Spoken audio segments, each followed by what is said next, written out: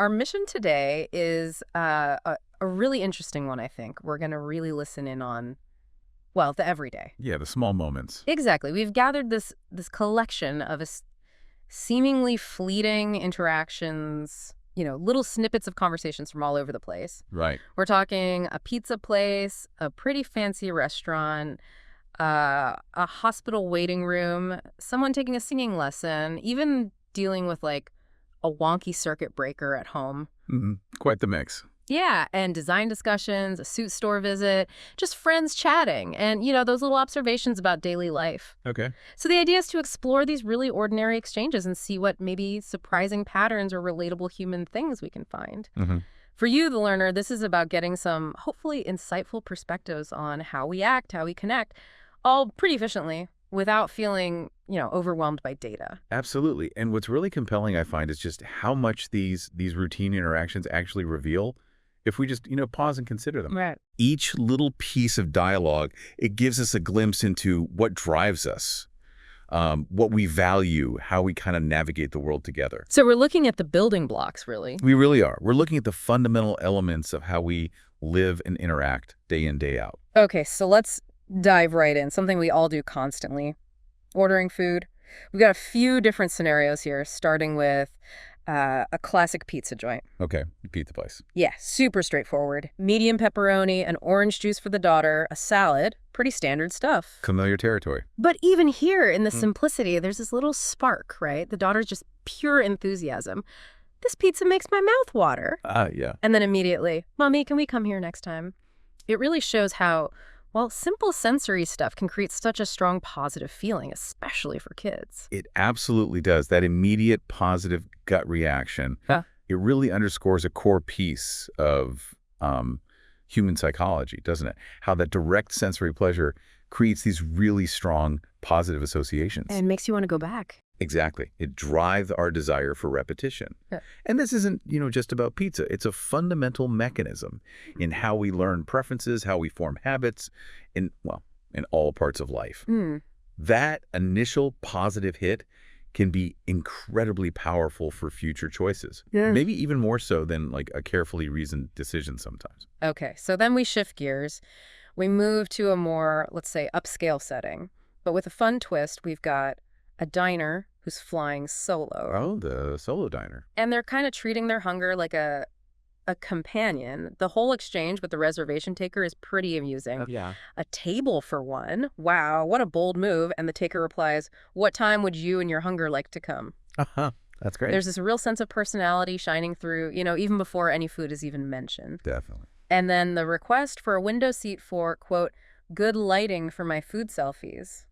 That adds a very 21st century layer to it all, wouldn't you say? Oh, absolutely. Is there something more going on there than just wanting a nice picture, do you think?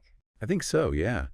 It really illustrates how our relationship with food has, it's evolved, hasn't it? It's become so intertwined with social media, with self-expression. Right, documenting everything. Exactly. And the humor. That's also, I think, a pretty clever way to navigate what could be a potentially awkward social situation, dining alone in a fancy place. Yeah, it makes it less weird. By making light of it, the diner kind of reclaims control, maybe even signals a certain confidence. And the food selfie thing, it speaks volumes about how we now document and share our experiences. Foods become a huge part of our online identity, how we maybe seek a little validation too. Interesting point. Okay, we also get a peek at ordering as a couple. In one case, there's a bit of back and forth initially. Right. One person mentions chicken soup and steak, and then the other one says, actually, I think I'll have the same thing as him. I'll have what they're having. Exactly. It happens all the time. It really highlights how much our dining partners can influence our choices, maybe more than we even realize. Yeah. What do you think is driving that? Is it just easier?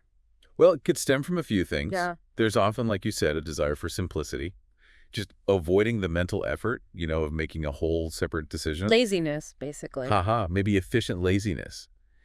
But it could also reflect a kind of unspoken agreement or understanding within the couple, maybe about shared tastes, or even just a subconscious mirroring of behavior. Mirroring. Yeah, this tendency to be influenced by the choices of people around us, it's a really well-known phenomenon. Psychologists call it social proof. Social proof. Okay. We often look to others for cues on what's, acceptable or desirable, even in something as seemingly personal as what we want to eat. Okay, that makes sense. Then we have another couple where the server is more active. They offer recommendations, Right. specifically mentioning the pineapple baked salmon and shrimp ceviche as popular choices. And this is after the server asks about any seafood allergies. Smart move. It shows a really proactive approach to customer service, trying to tailor the experience. How effective do you think those kinds of suggestions usually are? Oh, they can be very influential, especially when they're presented as, popular or when they cater to specific needs, like checking for allergies first. It builds trust, maybe. Exactly. People often appreciate the guidance, particularly when they're faced with a big menu, lots of options. It just simplifies the decision-making process. It takes the pressure off. Right. And it can make diners feel more confident in their choices. Yeah. It's a subtle but pretty powerful way for the restaurant, for the server, to kind of shape the dining experience and potentially boost satisfaction by pointing them towards dishes that are likely to be winners. Good service is an art. It really is. Our solo diners, though, they continue to provide some really fascinating moments. We encounter this self-proclaimed seafood lover who initially seems maybe a bit unsure, but then gets incredibly enthusiastic when they hear about the fresh lobster. Lobster tends to do that. Apparently, declaring, "I would kill to have some seafood every day," and then ordering 2 servings. Wow. Okay. Double lobster. That's a pretty intense expression of desire, isn't it? What does that kind of almost visceral reaction tell us? Well, that kind of strong, almost impulsive reaction, it really highlights the powerful connection between food and our personal desires, sometimes even our identities. Like, I am a seafood person. Precisely. For some people, certain foods aren't just, fuel.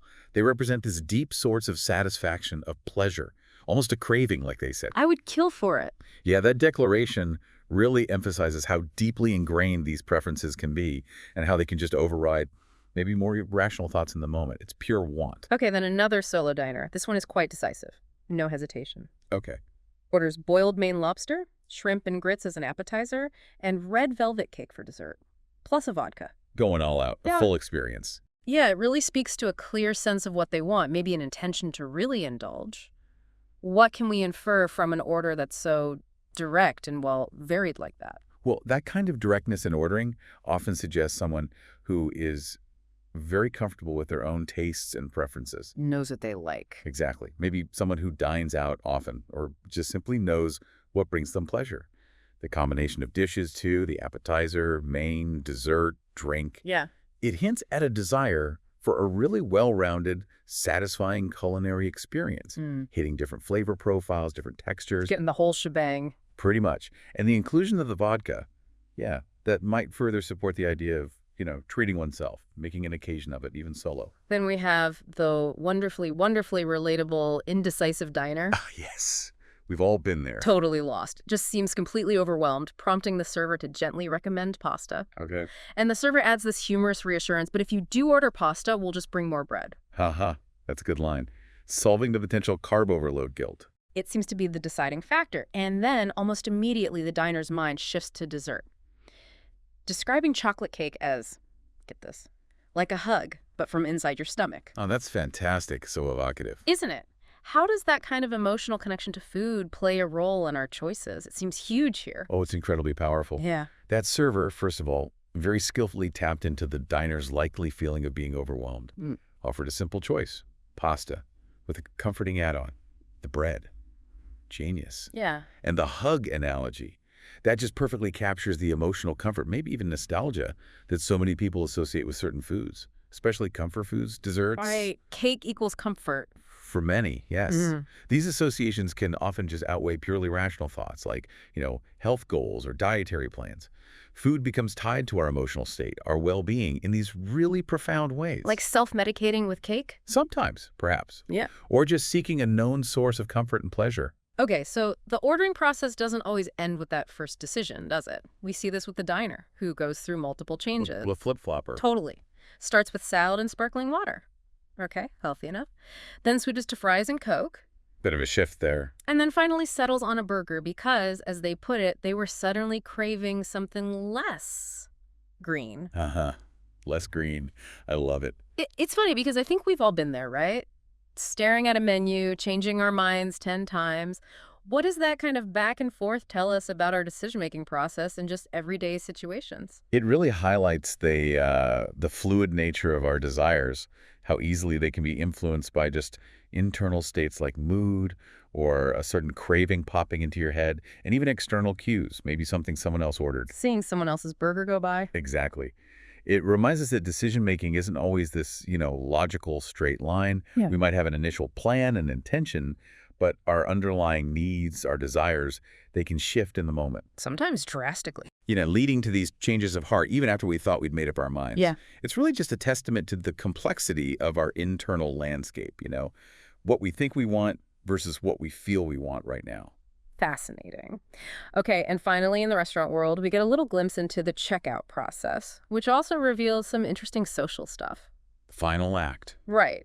We see someone leaving a generous cash tip, someone else requests separate checks, and there's positive feedback on the food. The lobster is described as rich and meaty, the steak as tender and juicy. These seemingly small details at the end, they still tell us a lot, don't they? Oh, absolutely. The payment process, it isn't purely transactional. It's still an opportunity for social interaction, for expressing satisfaction or dissatisfaction. Right. A generous tip, for instance, that clearly signals appreciation for good service. Positive overall experience. Requesting separate checks, well, that can reflect different financial status between people, or simply a desire for, individual accountability. Fair enough. Keeps things clean. Exactly. And those positive comments about the food, that's really valuable feedback for the restaurant, obviously. It reinforces what they did well. And for us, listening in, it contributes to our understanding of what diners actually value and remember most from the meal. It wasn't just the ordering, it was the quality. The meaty lobster and tender steak. Got it. Okay, let's pivot now. Completely different kind of interaction. We're listening in on a discussion about crafting a marketing campaign. Okay, shifting gears to creative strategy. Yeah, this feels like we're getting a bit of a behind-the-scenes look at how ideas kind of take shape and get refined. The team is talking about creating short, impactful stories. Buzzwords, but important ones. Right. Leveraging user-generated content. Launching a hashtag #LifeInASnap hashtag challenge with prompts like share a turning point in your life or a moment of true happiness. Trying to tap into emotion. Yeah, there seems to be this really strong emphasis on authenticity, getting people involved, making it feel real. Why is that approach so, well, everywhere in marketing now? Well, what's really fascinating here, I think, is the clear understanding of the power of narrative, storytelling, and the desire to connect with an audience on a deeply personal level. Not just selling a product. Exactly. User-generated content, or UGC, is so highly valued because it's generally perceived as more trustworthy, more authentic than traditional slick advertising. Right, it feels more real if your friend posted it. Precisely. It builds a sense of community around the brand, makes consumers feel like they're actually part of the story, not just being talked at. And the hashtag challenge, the prompts, those are designed specifically to encourage participation, make it easy for people to share, and ultimately amplify the campaign's reach organically. Let the users spread the word. Makes sense. They also consider the visual side, talking about vibrant images and a consistent style, and they're planning a live launch event with a Q&A. Covering all the bases. Yeah, this kind of multi-pronged strategy, it shows a pretty sophisticated understanding of how to generate excitement and build engagement. You can almost feel the buzz in their conversation, Comments like, this is going to be great, and someone highlighting the value of a fresh perspective. How crucial is that collaborative element in something creative like this? Oh, the collaborative aspect is absolutely critical. Essential. Why is that? Well, it allows for a much wider range of ideas and perspectives to be brought to the table, considered. That usually leads to a more robust, more well-rounded campaign in the end. Avoids groupthink, maybe? Hopefully. Different team members bring their unique skills, their insights, and just the process of bouncing ideas off each other, challenging each other, that can really spark creativity and help refine the concepts, polish them up. Okay. And the mention of a live event, that also underscores the importance of direct interaction, building that sense of anticipation, that connection with the audience right from the very beginning, making it feel like an event, not just an ad rollout. Right, making it feel alive. Okay, shifting again now to a much more sensitive setting. We find ourselves in a hospital waiting room. Okay. A high-stress environment. Definitely. The interaction we hear is between a staff member and a clearly anxious family. It's actually quite moving. How so? The staff member offers reassurance, emphasizes that the surgeons are some of the best and that their loved one is in good hands. But they also show this deep understanding of the emotional side, acknowledging it's the not knowing that's the hardest part. Acknowledging the feeling. That's key. What makes that kind of empathetic communication so vital in these high-stress places? Well, in situations like that, where people are feeling incredibly vulnerable, uncertain, scared, empathetic communication is just absolutely vital. It really goes beyond just relaying information, facts. It's more than just updates. So much more. It offers emotional support, validation, just acknowledging the family's anxiety, their uncertainty, like that staff member did. It can make them feel seen, feel heard, and that alone can significantly reduce their distress. Builds trust, too, I imagine. Absolutely. It builds trust in the care that their loved one and they themselves are receiving. It's really a fundamental aspect of providing truly holistic care, not just treating the illness, but caring for the people. And the staff member here, they seem to go further. They offer extra chairs. They explain roughly how long the surgery might take. Managing expectations. Right. And even offers to speak directly with the worried children, recognizing that they have concerns too. And the offer of a quiet room for privacy that just feels like such a thoughtful touch. It really does. Thinking about the whole family unit. And the family's appreciation is so clear. One member says, "Thank you for the care you're giving, not just to him, but to all of us." What does this tell us about maybe the broader impact of compassionate care? It ripples outwards, doesn't it? It absolutely ripples outwards. These seemingly small acts of kindness, of consideration, they demonstrate the profound impact of truly person-centered care. Recognizing the needs of the entire family, not just the patient, shows this deep understanding of how illness affects everyone involved. It's not just one person in the bed. Never. It reinforces the idea that healthcare really extends beyond the physical treatment. It has to encompass emotional support, social support. This kind of holistic approach, it can lead to better coping mechanisms for the family, a more positive overall experience. Even when the circumstances are incredibly difficult, it makes a terrible situation slightly more bearable. Yeah, that makes a huge difference. Okay, changing gears completely again. We step into a singing lesson. From the hospital to the studio. Okay. We hear the student, her name's Ella, expressing nervousness. She's worried about hitting high notes, about making mistakes, performance anxiety. Very common. Her teacher, Miss Harper, offers encouragement, but focuses less on technical perfection and more on emotional connection. She advises, perform with your heart, not just your voice. Interesting advice. This emphasis on, embracing imperfection and connecting with the audience, it feels like a really valuable lesson that goes way beyond just singing, don't you think? How can we apply that to other parts of our lives where we might feel hesitant or afraid of stuffing up? Oh, absolutely. It speaks directly to the broader concept of overcoming fear and self-doubt in any creative endeavor, any kind of performance, public speaking, presentations, anything. Even just trying something new. Exactly. Taking on new challenges in general.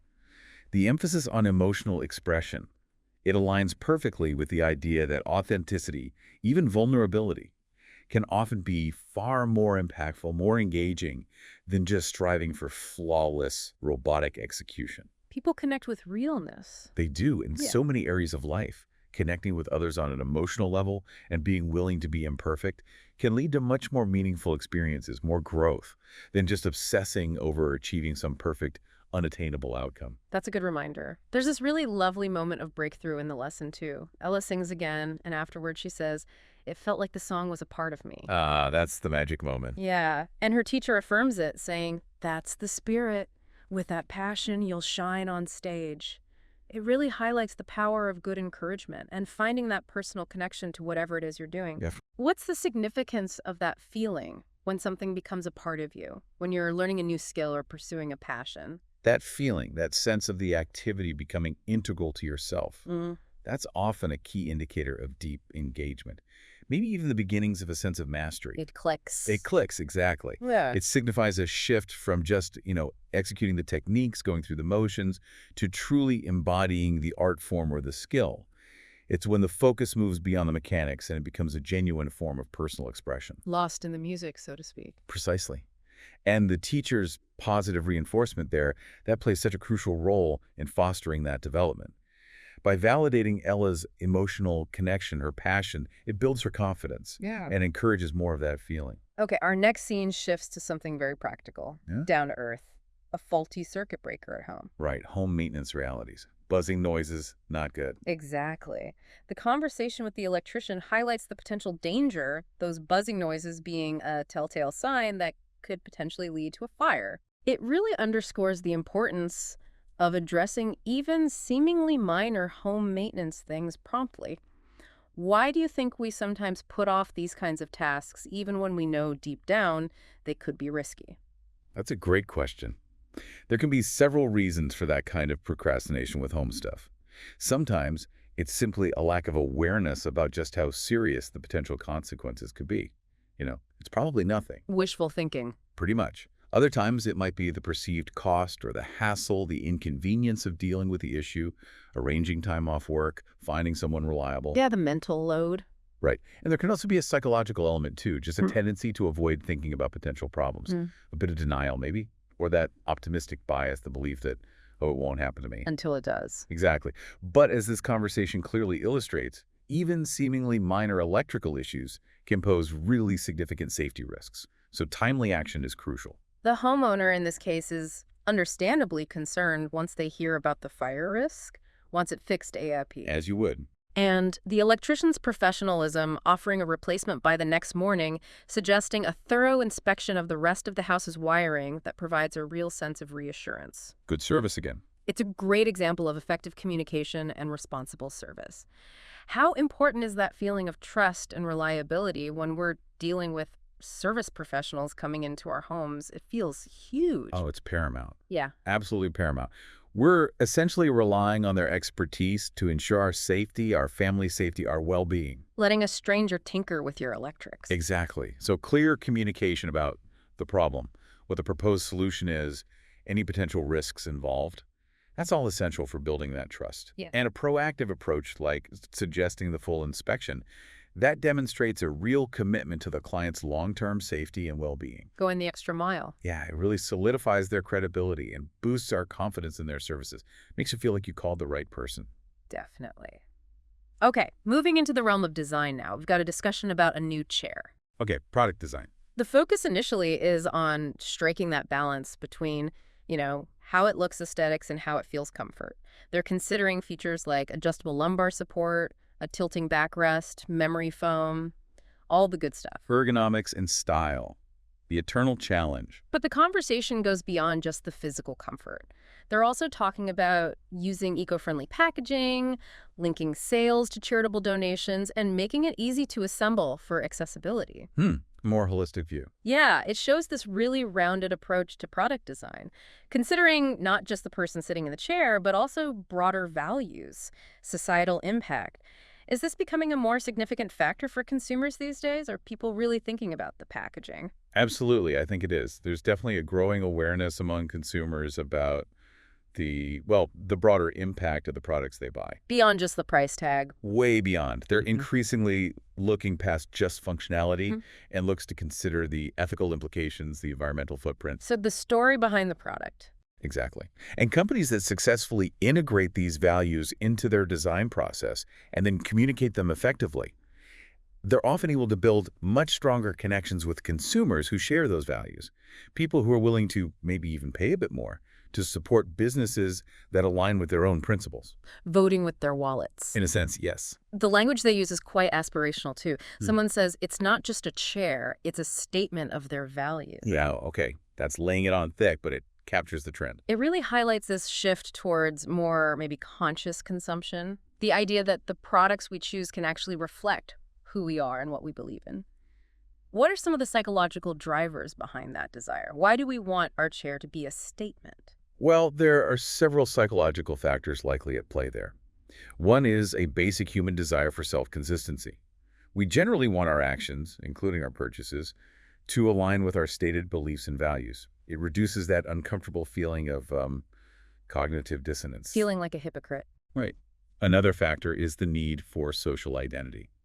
Our choices, the things we buy, the brands we associate with, they can signal to ourselves, and importantly to others, who we are and what groups we belong to, or want to belong to. Keeping up with the eco-conscious Joneses. Sometimes, perhaps. Supporting ethical and sustainable brands can certainly enhance our sense of self and maybe our social standing within certain like-minded communities. And finally, there's often just a genuine growing sense of social responsibility, a desire to feel like we're contributing, even in small ways, to a better world through our choices. The chair becomes a symbol of that. Makes sense. Okay, shifting into the sphere of social connections now. We have this quite heartwarming encounter at a suit store. A suit store, okay. Yeah, a chance meeting between two people who seem to be old acquaintances, and it leads to the joyful news that one of them is getting married. And the immediate reaction from the other person is an offer of help with wedding plans. Just like that. It's a lovely little illustration of community, of support. Why are these spontaneous acts of kindness, these connections, why are they so important for our well-being? Oh, they're fundamental. These kinds of spontaneous connections, expressions of goodwill, moments of shared joy, they are absolutely fundamental to building and maintaining strong social bonds. The glue that holds things together. That's a good way to put it. They foster that sense of belonging, of connection, of mutual support, all of which are crucial for our psychological health, our well-being. Sharing in someone's happiness, offering assistance without being asked. It strengthens relationships.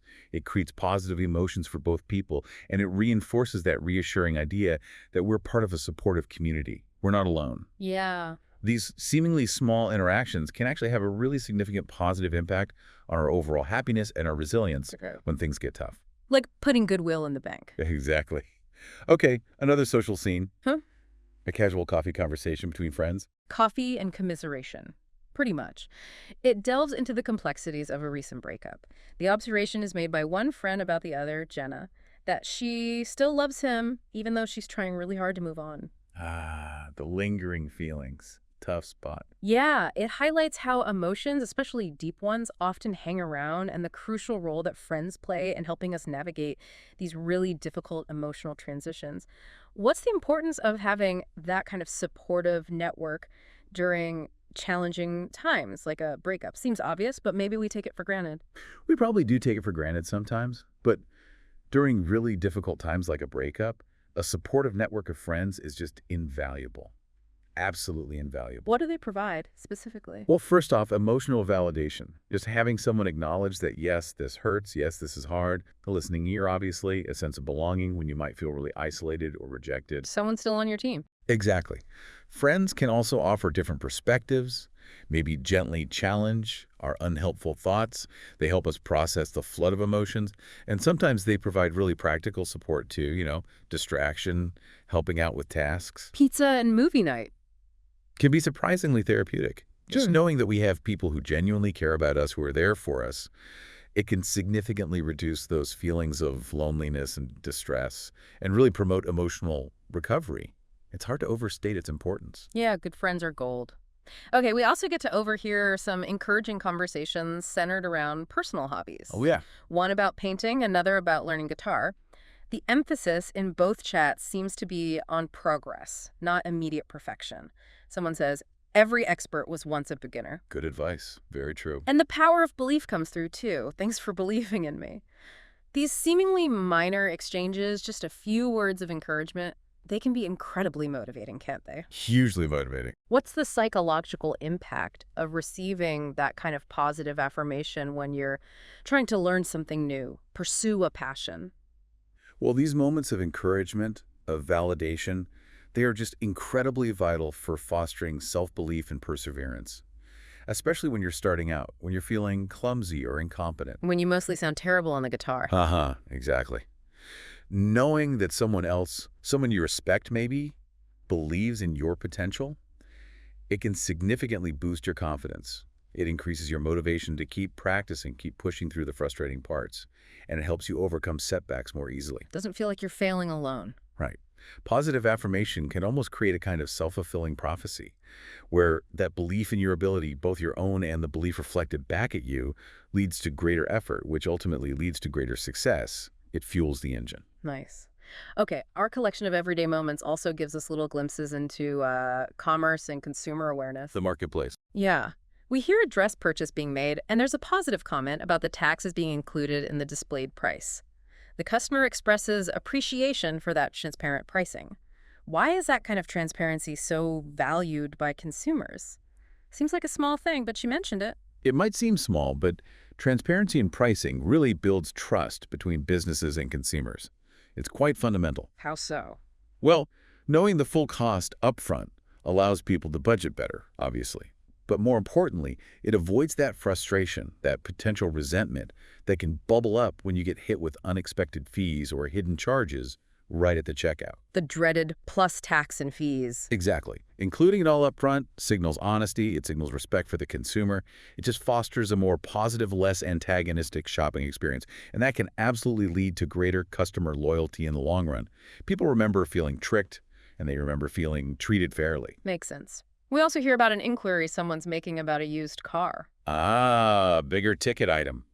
More complex decision. Right. And the potential buyer focuses immediately on key questions: mechanical condition, the vehicle's history, the mileage, and based on the answers, they decide to pursue a test drive. Smart buyer, doing their homework. It demonstrates a really informed approach to consumer decision-making, especially for a significant purchase like a car.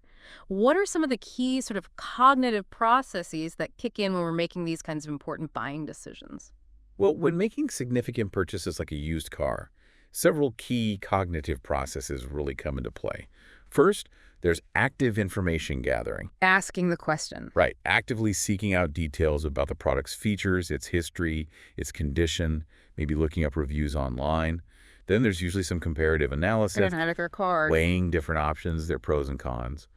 Critical thinking is crucial, evaluating the information you gather, trying to spot inconsistencies, considering the source of the information. Is the seller being upfront? And finally, there's risk assessment.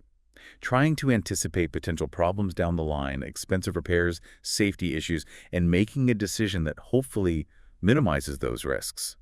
Which is exactly what deciding to take a test drive is all about, gathering more firsthand data to reduce uncertainty.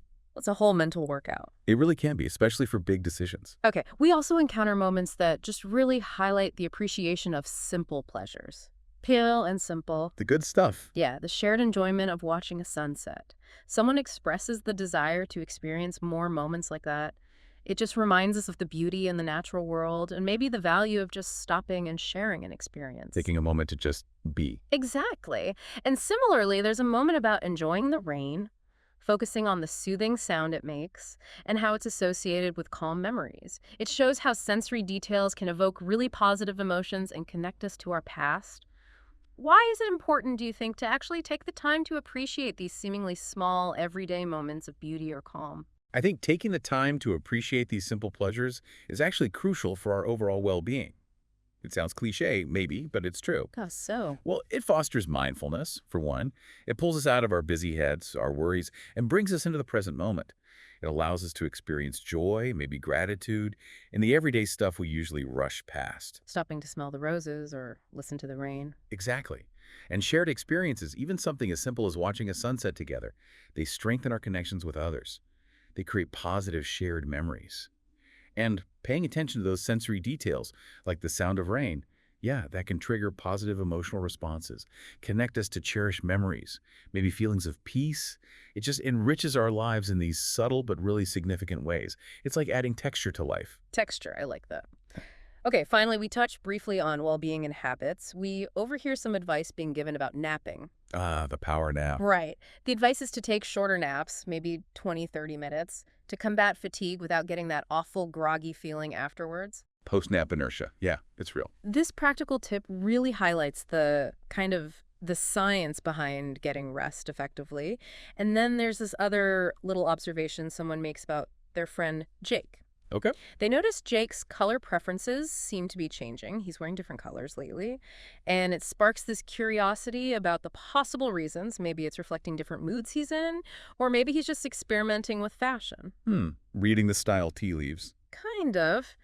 What can these seemingly small shifts in our habits, like napping, or our preferences, like color choices, what can they sometimes tell us about our inner states? Well, the discussion about napping, that reflects the growing mainstream understanding of sleep science, right? How to optimize rest for different benefits, alertness versus deep rest. Right.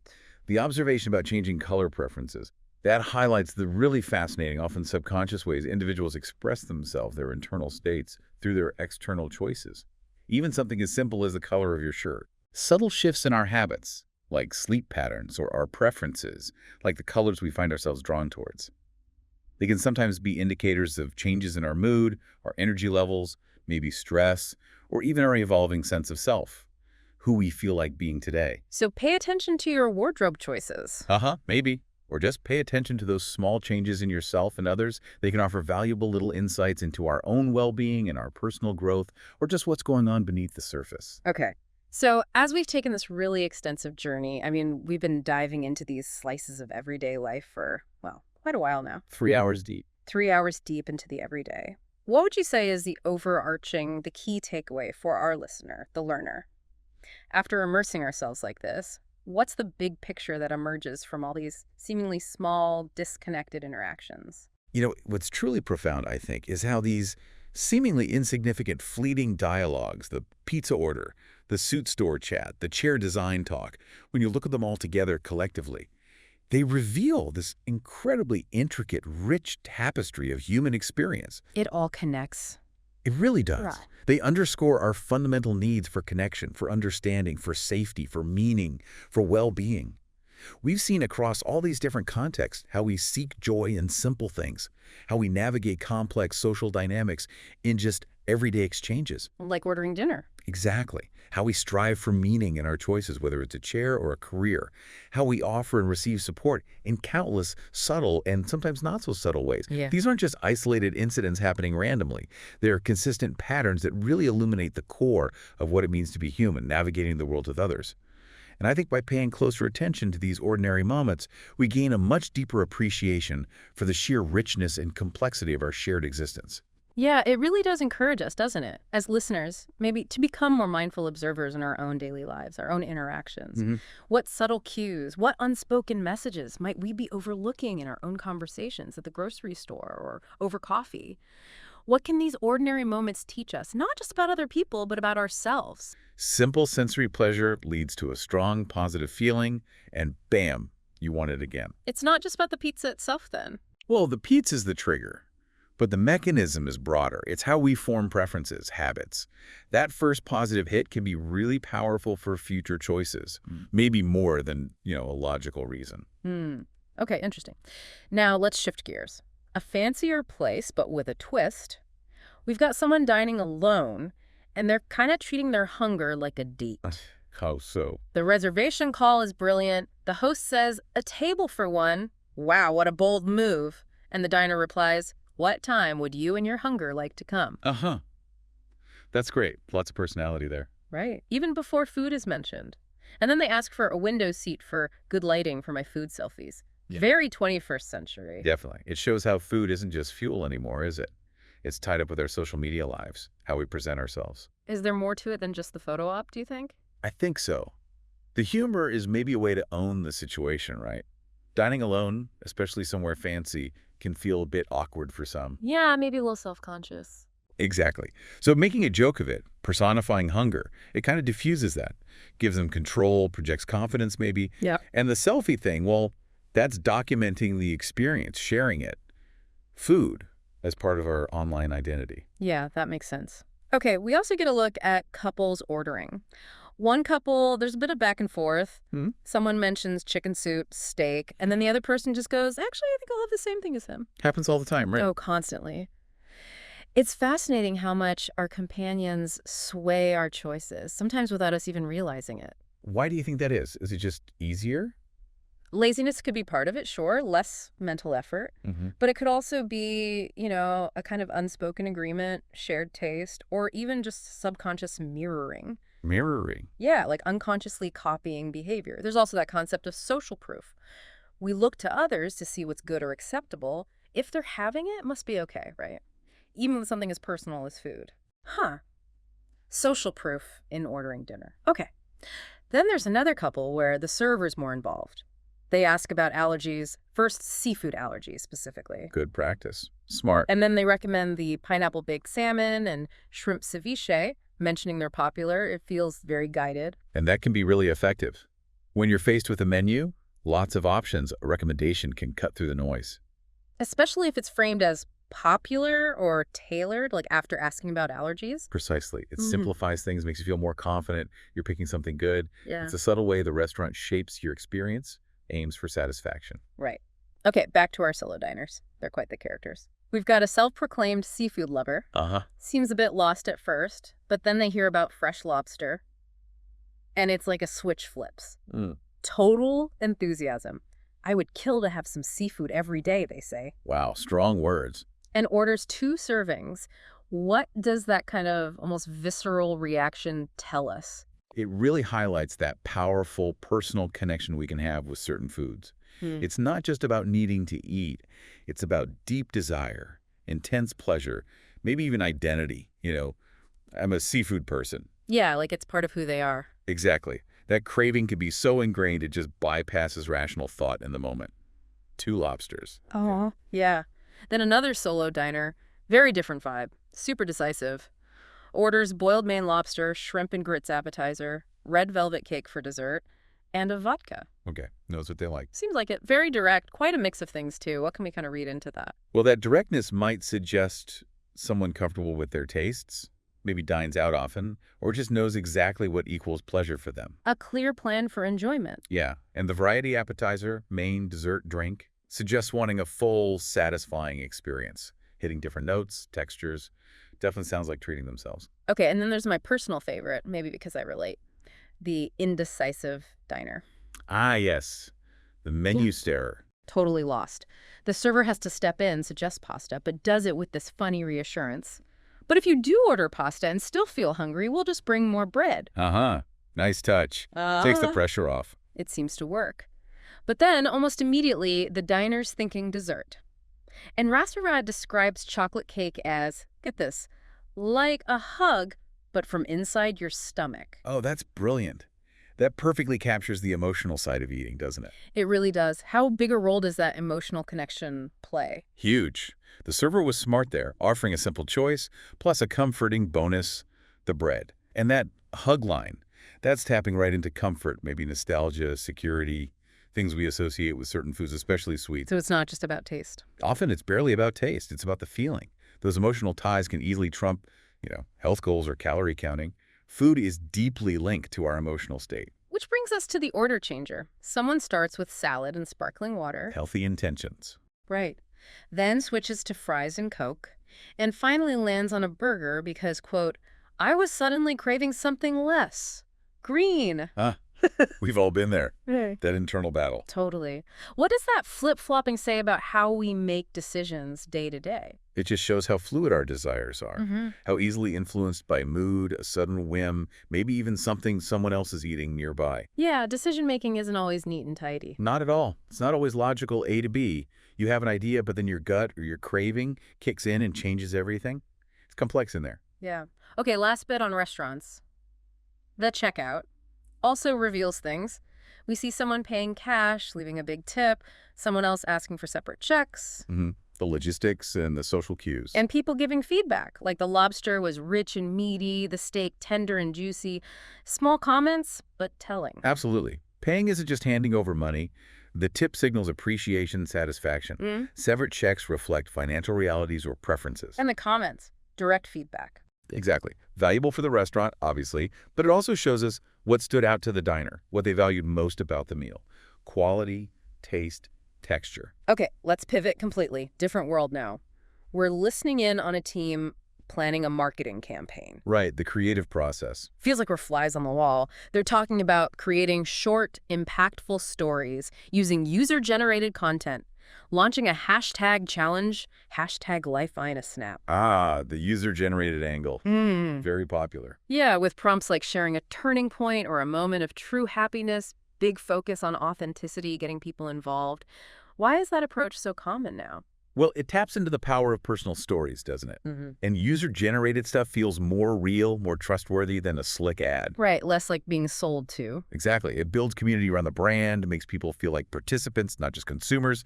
The hashtag, the prompts, they make it easy to join in, share, and that helps spread the word organically.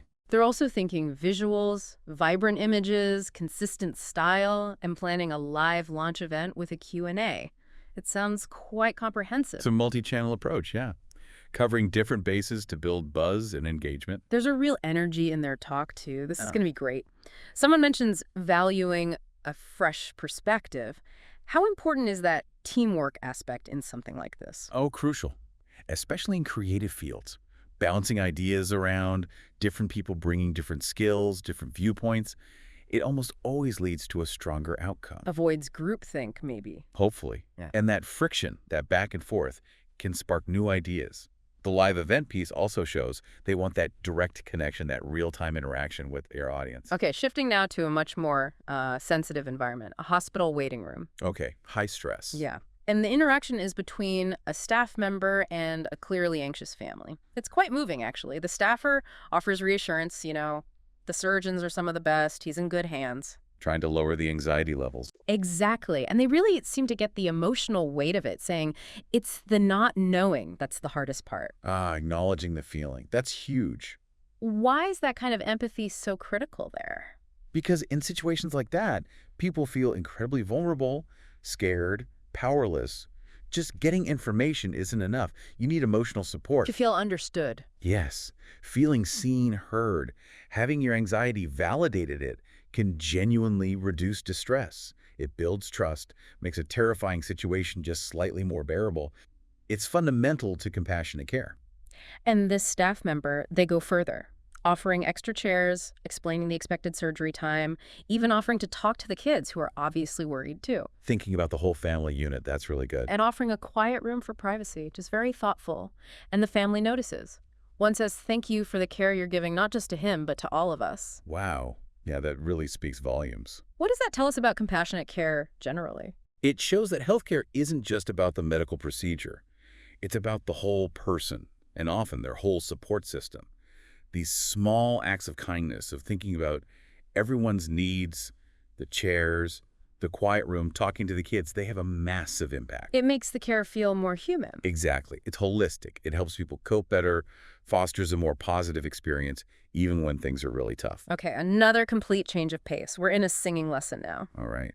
Art and anxiety, perhaps. You nailed it. The student, Ella, she's nervous, worried about hitting high notes, making mistakes. Very common fears in performance. But the teacher, Mrs. Harper, is great. She steers Ella away from just technical perfection. Says, perform with your heart, not just your voice. Focusing on the emotion, the expression. Yeah. And encourages her to embrace imperfection, connect with the audience. That feels like advice that goes way beyond singing, doesn't it? Oh, absolutely. That's a life lesson right there. Overcoming fear, self-doubt, whether it's singing, public speaking, starting a new job, anything. How can we apply that idea of connecting emotionally instead of aiming for flawless? It's about prioritizing authenticity, maybe vulnerability. Often people connect more with genuine emotion, even if it's not technically perfect, than they do with something flawless but cold. Being willing to be imperfect can actually lead to deeper connections, more meaningful experiences, letting go of that need for control. And there's this lovely moment later. Ella sings again, and she says, it felt like the song was a part of me. The breakthrough, that sense of flow, of embodiment. And the teacher reinforces it. That's the spirit. With that passion, you'll shine on stage. It really shows how encouragement helps someone find that connection. Totally. That feeling of something becoming part of you, that's often a sign of deep engagement, moving beyond just technique into real expression. It's internalized. The skill becomes secondary to the feeling. In a way, yes. And the teacher's validation there is key. It builds confidence, reinforces that emotional connection is the right path. Okay, next up, something very practical. Mundane even. A faulty circuit breaker at home. Uh-oh. Potential trouble. Yeah, the conversation's with an electrician. The homeowner mentions buzzing noises, and the electrician says that's a telltale sign. Could even lead to a fire. Yikes. Definitely not minor then. No. It really highlights why you shouldn't ignore those little home maintenance things. Why do we sometimes put that stuff off, even knowing the risks? Oh, lots of reasons. Yeah. Sometimes we just don't grasp the actual danger. Other times it's the hassle, the cost, avoidance. Out of sight, out of mind. Sort of. Or that feeling of, it won't happen to me. Denial, maybe. But as this shows, electrical issues aren't something to gamble with. Safety first. The homeowner gets it once the fire risk is mentioned, wants it fixed ASAP. Understandably. And the electrician handles it well. Promises a replacement next morning, but also suggests checking the rest of the house's wiring. Proactive. Good service. It provides reassurance, right? How important is that trust factor when you've got someone working in your home dealing with safety stuff? It's absolutely paramount. You're relying entirely on their expertise for your safety. Clear communication explaining the problem, the fix, the risks is vital. And suggesting the wider check builds more confidence. Definitely. It shows they're not just doing the minimum fix, but are concerned about your overall safety. It builds credibility, makes you feel like you're in good hands. Okay, let's move into design. A discussion about a new chair. Okay. Aesthetics, comfort. Both. They're talking about balancing looks with features like adjustable lumbar support, tilting backrest, memory foam, usual comfort stuff. Ergonomics, yes. But then it goes further. They bring up eco-friendly packaging, tying sales to charitable donations, making it easy to assemble for accessibility. So it's not just about the chair itself, but the whole ecosystem around it, the values. Exactly. A really holistic view of the product. Is that becoming more important for buyers? I think so, definitely. People are increasingly aware of and concerned about the wider impact of what they buy. It's not just, does it work? Right. Or does it look good anymore? They want to know the story behind it. Yeah. And the ethics, the environmental footprint. Companies that get that build those values in and communicate them, they can really connect with consumers who share those principles. People are willing to vote with their wallets for brands that align with their values. They even use this phrase. It's not just a chair, it's a statement of their values. Very aspirational. It really captures that shift towards more conscious consumption. Our purchases become extensions of our identity, ways to signal what we believe in. What drives that psychologically, wanting our stuff to reflect our values? Well, there's a need for consistency, right? We like our actions, like buying things, to line up with our beliefs. Reduces that uncomfortable feeling, cognitive dissonance. Makes sense. There's also social identity. Our choices signal who we are, what groups we belong to. Supporting ethical brands can boost our self-image and social standing, at least within certain circles. And increasingly, a genuine sense of social responsibility, wanting to make choices that contribute positively. Right. Okay, shifting to social connections again. A nice little moment in a suit store. Oh, yeah. Two people bump into each other, haven't seen each other in ages. Turns out one of them is getting married. Oh, nice. And the other person immediately offers help with wedding plans. Just a spontaneous, warm gesture. Why are those little moments of connection important? They're like the glue holding our social fabric together, aren't they? Yeah. They foster that sense of belonging, mutual support, sharing joy, offering help. It strengthens bonds, creates positive feelings, reminds us we're part of a community. Even fleeting encounters can matter. Absolutely. Oh, those small interactions can significantly boost our mood, our overall sense of well-being, our resilience. Then a more serious chat. Friends over coffee, talking about someone named Jenna who's gone through a breakup. The post-breakup debrief. Yeah. And the observation is that, despite trying to move on, Jenna still loves him. It highlights how emotions linger and how crucial friends are in those times. Incredibly crucial. A breakup can be deeply isolating. So what do friends provide exactly? Emotional validation, first off. Just listening, letting you vent. A sense of belonging when your primary relationship has ended. They can offer perspective, maybe gently challenge your thinking, but mostly just be there. That support network is vital for processing the pain and starting to heal. Reduces the loneliness. Significantly. Knowing you're not alone, that people care, makes a huge difference to emotional recovery. We also hear some snippets of encouragement around hobbies, someone learning painting, someone learning guitar. The learning journey. Yeah, and the advice is all about progress over perfection. You know, every expert was once a beginner, and someone saying, "Thanks for believing in me." Little comments, but powerful. Immensely powerful. That kind of positive affirmation is like fuel when you're learning something new or pursuing a passion. Why is it so effective? It directly boosts self-belief, confidence. Knowing someone else thinks you can do it makes you more likely to persevere, to push through the inevitable frustrations and setbacks. It can become a self-fulfilling prophecy.